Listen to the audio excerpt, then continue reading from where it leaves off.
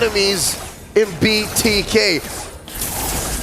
You know, the scary thing for me is even though the Joy is a late game here that scales up, surprisingly, Joy has been performing very well in M6, getting a lot of early kills. And with the current composition of NIP Flash, specifically Diablo, on the side of the Khalid, you can expect them to be, compared to game number 1, be more aggressive, but at the same time, more calculated and trying to delay the jungling speed of Dax. And that's the beauty of NIP Flash's draft here. They're super agile, super mobile. I'm expecting Falcon Esports has to pick very specifically where they put their big ticket ults. I'm looking at the implosion. I'm looking at the diversion. Oh, Kid X here, down to a fifth of his health. That's a TKO sent home early. And you can expect NIP Flash to just continue the aggression, try to gain mid control, for at the very least for the first 2 turtles, not letting Falcon Esports to go for their usual rotation, force them to be reactive and not dictate the tempo that as we've seen compared to game number 1. You see here the Emperor living rent-free in Falcon Esports' jungle,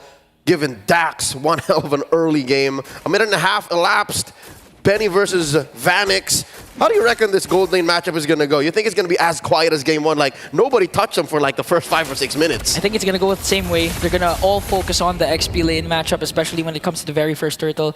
But we'll see, because again, as much as possible, Falcon Esports, they want to activate Benny as early as possible, considering that Dax isn't is a utility jungler. So in terms of damage, they're going to bank on PX7 and Benny to dish out the damage early on. Let's see. First turtle already spawned, lower quarter of the map. Check this bush. I think PX7 and Royal Milk no. And the Emperor will remain calm. They catch Diablo. Okay, Diablo flickers out to safety.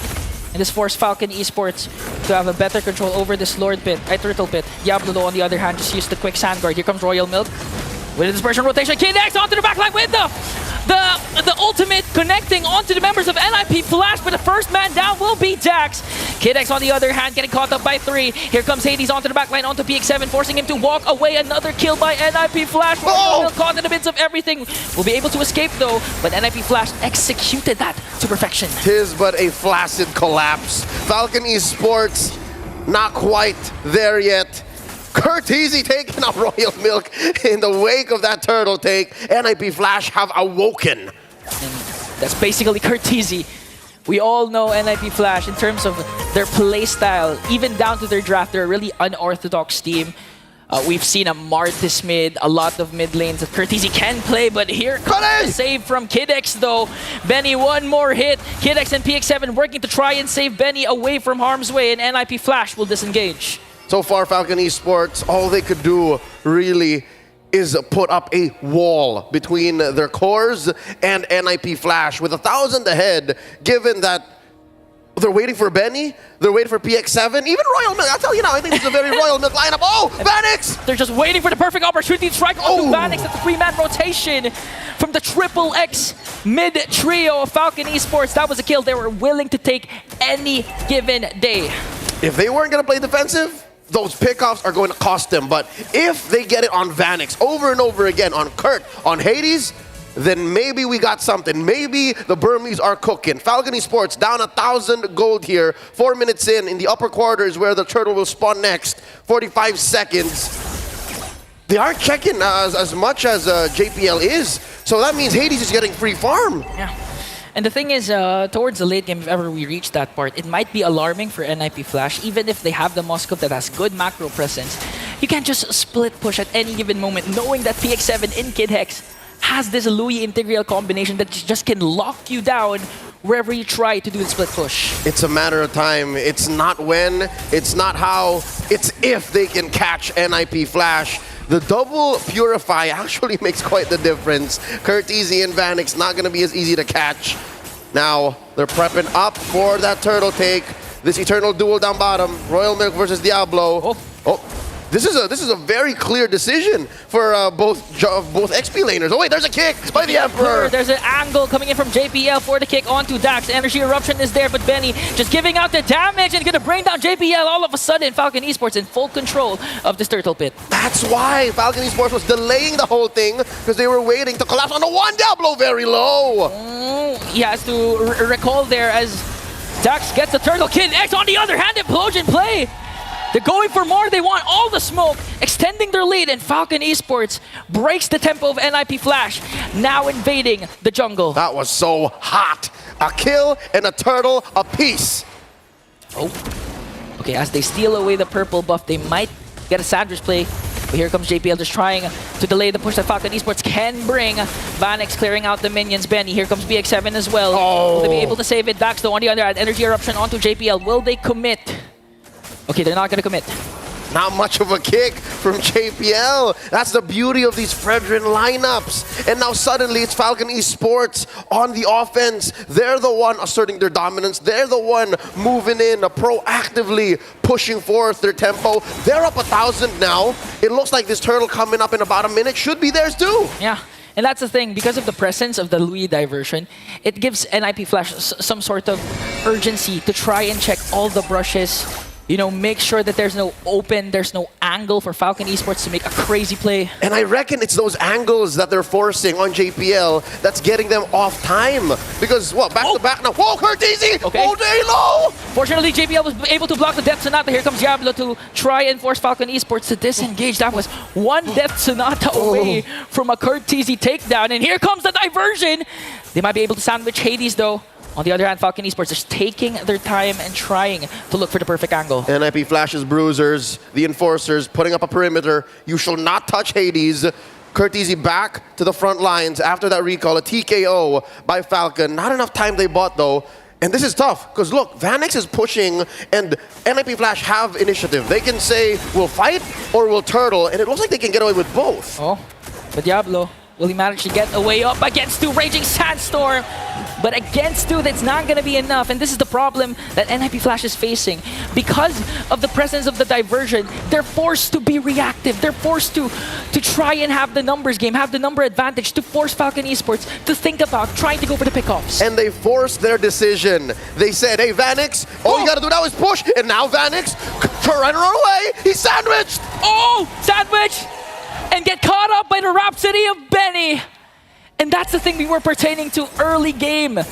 Eventually, they're gonna cast a diversion to try and look for Vanix, because we all know that this Moscow will just go for the turret pushes, go for the turret takedowns until he scales up. And Falcon Esports, they have some sort of urgency to try and stop that as much as possible. And they made the decision for the Singaporean champions. They knew that they could only split push. They knew that Vanix wasn't going anywhere without an SOD cross map. No one was down bottom. They've already passed mid. You're seeing here, folks, a soft counter to the Moscow, because the diversion can hide you. The diversion can put you in places where the SOD cannot hit you, giving the Moscow one of its main strengths, coast-to-coast map control. Looking at the items right now, Benny is what? 2,000 ahead of Vanix. 2.1k gold lead. This is also considering the fact that Vanix just picked up his DHS, also has a Purify, but despite the presence of the Purify, Falcon Esports was able to take him down 2 times in the last 7 minutes. So that's how Falcon Esports is when it comes to trying to go for those pickups. They're decisive, and at the same time, it's always the proper timing. It's a concealed play by JPL, looking for something. Checking that bush. Spots 3 from Falcon Esports. And look at Royal Milk. This is Royal Milk's signature CC. So far, calling the shots. It's as if the diversion wasn't enough to push back and cordon off NIP Flash from their formation. Even the jungle isn't safe. Yeah, that's why the yo-yo blitz of Royal Milk has been crucial, because we've seen a lot of times that Diablo, you would want him, of course, to get control of the brushes for the unexpected Raging Sandstorm. But most of the time, you've seen him just use the quick sand guard because of the damage that Royal Milk has been expending onto Diablo. And it's a very similar story to game number 1. 9.5 minutes in, Falcon Esports have figured out a way to make Diablo play to their tune, to dance to their song.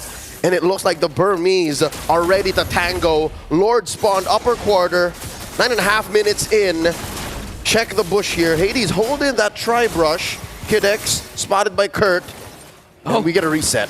Okay, we're gonna have a diversion. Royal Milk descending. Royal Milk onto the back line towards one Curtizi. Forcing the Raging Sandstorm. Curtizi will fall down. That's one member down for Falcon Esports. Vanix on the other hand working on the bottom lane. They're trying to go for a trade. And now Falcon Esports full control of the Lord pit. They might be able to get the Lord away from NIP Flash. Gets the SOD. No one home. JPL hunted down by Royal Milk, standing there asserting dominance. and NIP Flash just fold. Falcon Esports here, able to play the map. NIP Flash, a lot of their major wins here, Ingan, are just cross-map trades, mainly off of Vanix. And I think the fact that he's keeping himself safe, he understands, he acknowledges the fact that it's urgent, that he gets some level of farm, and that the map doesn't completely go sideways. Okay. Hades will have to recall because he's going to be needed for the base defense for the first Lord that Falcon Esports has. But with a 4.7k gold lead, they might be able to take down an inhibitor turret.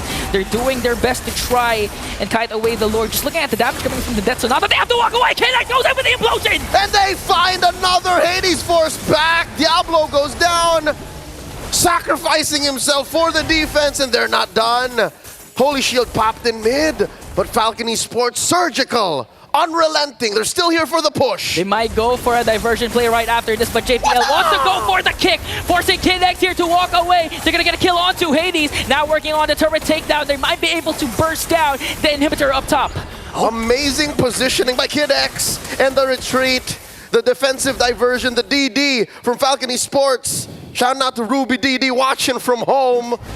Ladies and gentlemen, NIP Flash once more up against a corner. That top lane inhibitor, permanent damage.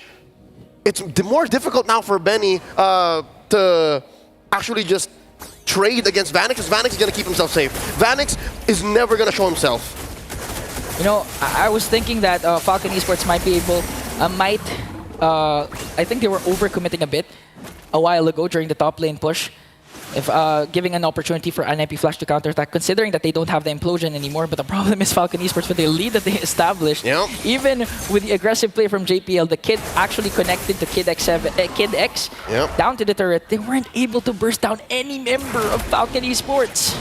Again, it's the worst possible target for JPL, but you can't blame the Emperor. He was going to kick somebody, and it's just Falcon are so good at these tight formations. They're so good at fighting underneath less than ideal conditions. And that's why Royal Milk, this hero, that's what it does. That's what the CC does. He wants you to fight back against him. That's why he rocks it with a vengeance. And looking at the items, oh no, what is that? About 2,500, 3,000 between Benny and Vanix. Yeah, no Winter Crown, no Wind of Natures. There's a clear window of opportunity for NIP Flash to go for the backline, eventually get the pick off onto Benny. But the problem is he has a Purify that can be crucial if ever JPL decides to go and penetrate the defense, go from the back. And Falcon Esports, again, we have to consider the fact that they have a Luyi.